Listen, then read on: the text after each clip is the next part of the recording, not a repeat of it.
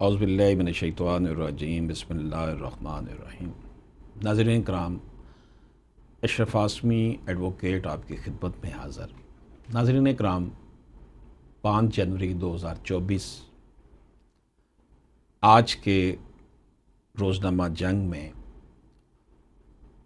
مفتی اعظم پاکستان مفتی منیب الرحمان صاحب کا تفہیم المسائل کے حوالے سے جو ایک کویسچن آنسر کا کالم فرائیڈے کو شائع ہوتا ہے، اس میں کویسچن کا انہوں نے جواب دیا ہے۔ ہم اس کے قانونی اور مذہبی پہلوؤں کا اس میں دیکھیں گے کہ کیا ہے۔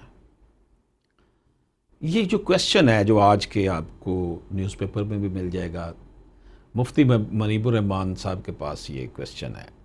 کہ دینی مقدس شخصیات کی خیالی تصاویر بنا کر آویزاں کرنا ممکنہ مفاسد کا پیش خیمہ ہے۔ سوال جو ہے ناظرین کرام، کیونکہ اس میں 295 سی کا بھی معاملہ آ جاتا ہے پاکستان پینل کوڈ کے تحت، اور مذہبی معاملہ بھی ہے، اس لیے ہم نے ضروری سمجھا کہ اس حوالے سے جو مفتی صاحب کی رائے ہے اور جو قانونی معاملات ہیں اس پر ہم آپ کی خدمت میں کچھ گزارشات پیش کریں۔ کویسچن ہے جی، ڈیرہ غازی خان کے رہائشی ایک شخص نے 12 اہل بیت کی فرضی تصاویر اور درمیان میں رسول اللہ صلی اللہ علیہ وآلہ وسلم کی فرضی تصویر بنا کر ایک پینا فلیکس لگایا۔ علماء نے جب اس شخص کو بلا کر پوچھا تو اس نے کہا کہ میں نے محبت میں یہ سب کچھ کیا، میں ان عظیم ہستیوں کی گستاخی کا تصور بھی نہیں کر سکتا، یہ سب میری لا علمی کے سبب ہوا ہے، میں اس پر صدقے دل سے توبہ کرتا ہوں۔ معلوم یہ کرنا ہے کہ کیا اس کا یہ عذر قبول کیا جائے گا یا نہیں۔ یہ کویسچن کیا گیا ہے مفتی منیب الرحمان صاحب سے، اور مفتی منیب الرحمان صاحب اس کا جواب دے رہے ہیں۔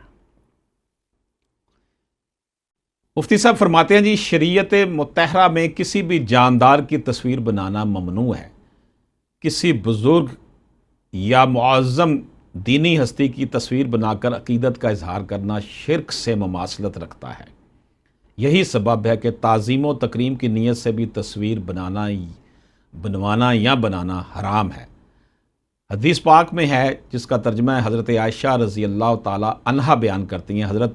ام سلمہ رضی اللہ تعالی عنہا نے رسول اللہ صلی اللہ علیہ وآلہ وسلم سے ذکر کیا کہ انہوں نے حبشہ کی سرزمین میں ایک گرجا دیکھا تھا جس کا نام ماریا تھا۔ انہوں نے اس کا ذکر کیا اور ان صورتوں کے مجسموں کا ذکر کیا جو انہوں نے اس میں دیکھے تھے۔ تو رسول اللہ صلی اللہ علیہ وآلہ وسلم نے فرمایا، یہ وہ لوگ ہیں جب ان میں سے کوئی نیک بندہ یا نیک شخص فوت ہو جاتا ہے تو یہ اس کی قبر پر مسجد یعنی عبادت گاہ بنا دیتے اور اس عبادت گاہ میں ان کی صورتوں کے مجسمے بنا دیتے۔ یہ اللہ تعالیٰ کے نزدیک بدترین مخلوق ہے۔ یہ صحیح بخاری کی حدیث ہے جی، 434 نمبر ہے اس کا ریفرنس۔ مفتی منیب الرحمان صاحب مزید اس کا جواب یہ دیتے ہیں کہ علامہ علی قاری رحمۃ اللہ علیہ لکھتے ہیں، جس کا ترجمہ انہوں نے کیا ہے مرکات الوفات جلد سامن صفحہ 338 میں علامہ علی قاری رحمۃ اللہ علیہ لکھتے ہیں، جب ان میں کوئی مرد صالح نبی یا ولی فوت ہو جاتا ہے تو اس کی قبر پر مسجد یعنی عبادت گاہ بنا لیتے اور اس کا نام کینیسا رکھتے، اور پھر اس کینیسا میں ان بزرگوں کی تصویریں یا مجسمے بنا دیتے تاکہ ان کی یاد باقی رہے اور ان کی خاطر عبادت میں رغبت پیدا ہو۔ ناظرین اکرام، مفتی منیب الرحمان صاحب مزید لکھتے ہیں کہ شیخ الحدیث والتفسیر علامہ غلام رسول سعیدی علامہ ابو العباس احمد بن عمر القرطبی کے حوالے سے لکھتے ہیں کہ مرد سالہ کی قبر پر اس کا مجسمہ بنا کر اس لیے رکھتے تھے تاکہ اس مرد سالہ کی صورت دیکھ کر وہ مانوس اور ان کے نیک اعمال کو یاد کرے۔ یہ وہ اس وقت کے لوگ جو تھے، اور ایسے نیک بندوں کی قبروں کے پاس اللہ تعالیٰ کی عبادت کریں۔ پھر جب کافی زمانہ گزر گیا اور ان کے بعد متاخرین آئے تو وہ قبروں پر ان مجسموں کی اغراض سے ناواقف تھے، اور شیطان نے ان کے دلوں میں یہ وسوسہ ڈالا کہ ان کے آباء و اجداد ان جو مجسموں کی عبادت کرتے تھے، یعنی کہ پہلے تو وہ مجسمہ رکھا گیا تھا ویسے کہ نیک لوگوں کو دیکھ کر ہمیں رغبت ہوگی، لیکن بعد میں ان کے آنے والے باء و اجداد نے اس لیے کر دی کہ وہ شاید ان کی ہی عبادت کرتے تھے، تو انہوں نے ان مجسموں کی تعظیم کی اور ان کی عبادت کرنی شروع کر دی۔ نبی پاک صلی اللہ علیہ وآلہ وسلم نے ایسے کاموں سے ڈرایا اور ان کاموں کو سختی سے منع کیا، اور ان کاموں پر عذاب کی وعید سنائی۔ جو چیزیں غیر اللہ کی عبادت کا ذریعہ بن سکتی تھی ان کا دروازہ بند کر دیا، اور فرمایا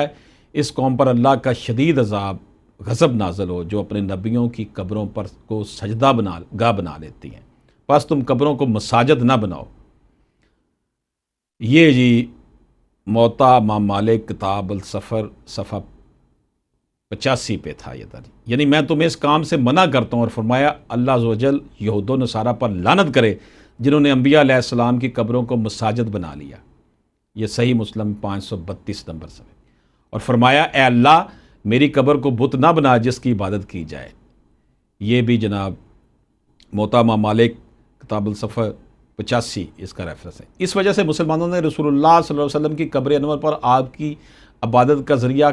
قطع کرنے میں بہت مبالغہ کیا، اور آپ کی قبر کی دیواروں کو بہت اونچا کر دیا اور ان میں داخلہ مسدود کر دیا۔ پھر انہیں یہ خوف ہوا کہیں آپ کی قبر کو قبلہ نہ بنا لیا جائے، تو انہوں نے قبر کے 2 رکنوں پر 2 دیواریں بنا دی، حتیٰ کہ کسی شخص کے لیے نماز میں عین قبر کی طرف منہ کرنا ممکن نہ ہو۔ اسی وجہ سے حضرت عائشہ رضی اللہ تعالیٰ عنہ نے فرمایا تھا کہ اگر یہ خطرہ نہ ہوتا تو آپ کی قبر کو ظاہر کر دیا جاتا۔ یہ جناب صحیح بخاری جلد 2 صفحہ 199 189 اور 190 ہے۔ مذکورہ مسئلے میں اس شخص کا رسول اللہ صلی اللہ علیہ وسلم اور ائمہ اہل بیت کی فرضی تصاویر بنانا اور پھر عقیدت کا اظہار کرنا اس فرضی تصویر کی حقیقی سمجھنے کے مترادف ہے۔ گویا اس فرضی تصویر کے نقوش اور خد و خال کے بارے میں اس نے یہ یقین کر لیا کہ رسول اللہ صلی اللہ علیہ وسلم کا چہرہ مبارک ایسا ہی تھا۔ یہ امر شرعی مفاسد کا پیش خیمہ ثابت ہو سکتا ہے، اور اگر اس سلسلے کو نہ روکا جائے تو بدعات کا ارتکاب کرتے ہوئے بندہ شرک کے قریب پہنچ جاتا ہے۔ غرض رسول اللہ صلی اللہ علیہ وسلم، اہل بیت طہار رضی اللہ تعالیٰ اور صحابہ کرام رضی اللہ تعالیٰ عنہ کی فرضی اور خیالی تصویریں بنانا ان کی حرمت کے منافی اور مستقبل میں ممکنہ طور پر رونما ہونے والے کئی مفاسد کا سبب بن سکتے ہیں، اس لیے اس کی شدت سے ممانعت کی جائے۔ نیز ایک مرحلے پر جا کر